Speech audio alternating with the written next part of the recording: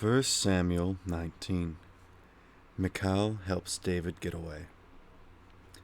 Saul told his son Jonathan and all of the attendants to kill David, but Jonathan liked David very much.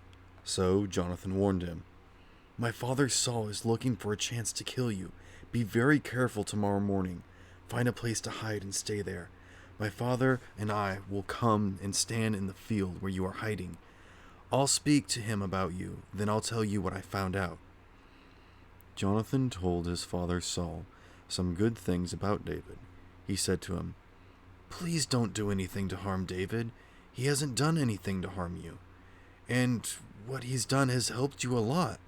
He put his own life in danger when he killed Goliath. The Lord used him to win a great battle for the whole nation of Israel. When you saw it, you were glad. So why would you do anything to harm a man like David? He isn't guilty of doing anything to harm you. Why would you want to kill him without any reason?" Saul paid attention to Jonathan. He took an oath and made a promise. He said, "You can be sure that the Lord lives, and you can be just as sure that David will not be put to death." So Jonathan sent for David and told him everything that he and Saul had said. Then he brought David to Saul. David served Saul as he had done before. Once more, war broke out. So David went out and fought against the Philistines. He struck them down with so much force that they ran away from him. But an evil spirit that was sent by the Lord came on Saul. It happened as he was sitting in his house and holding a spear. While David was playing the harp, Saul tried to pin him to the wall with a spear, but David got away with him just as Saul drove the spear into the wall. That night David escaped. Saul sent some men to watch David's house. He told them to kill David the next morning. But David's wife, Michal, warned him. She said, "You must run for your life tonight. If you do not, tomorrow you will be killed." So Michal helped David escape through a window. He ran and got away.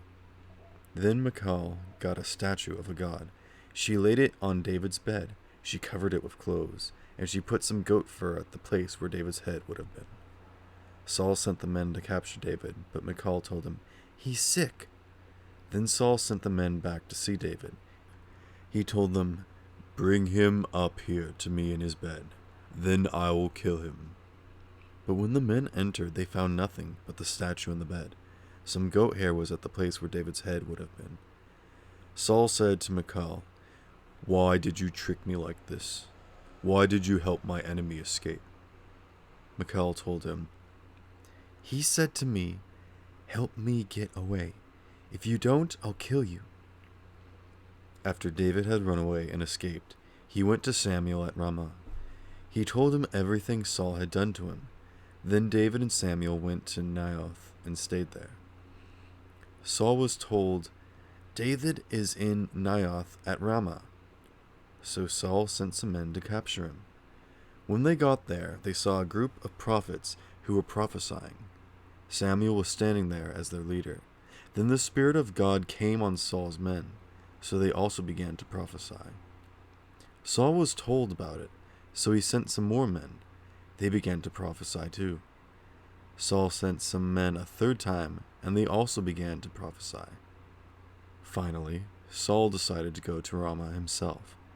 He went to the large well at Seku. He asked some people, "Where are Samuel and David?"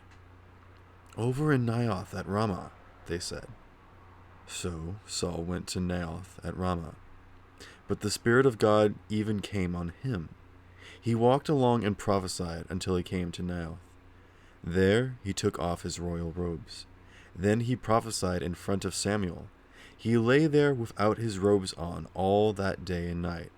That's why people say, "Is Saul also one of the prophets?"